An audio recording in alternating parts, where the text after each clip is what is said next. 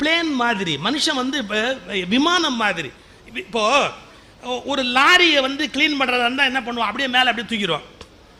Service ஸ்டேஷனில் அதை clean பண்ணுறதா இருந்தால் ஒரு இரும்பு பைப்பில் அப்படியே கொடுத்து அப்படியே லாரியை மேலே தூக்கி சர்வீஸ் ஸ்டேஷனில் க்ளீன் பண்ணுவான்.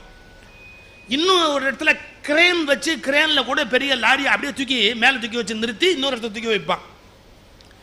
இந்த உலகத்தில் மற்ற கருவிகள் மேலே போகணும் அப்படின்னு சொன்னால் யாராவது ஒருத்தர் தூக்கி வச்சிடலாம். பிளேனுக்கு அது சாத்தியமே கிடையாது. பிளேனோட சிக்கல் என்னன்னு கேட்டால் தன்னைத்தானே தூக்கிக்கிட்டு தானே மேலே போகணும். அது தன்னைத்தானே தூக்கிக்கிட்டு தானே மேலே போகணும்.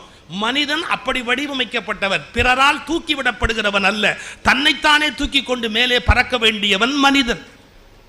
நம்ம வந்து பிளேன் மாதிரி டிசைன்டு, நாமளே நம்மளை அப்படி பில்டப் பண்ணி அப்படி தூக்கிட்டு மேலே போகிறதுக்கு பழகணும்.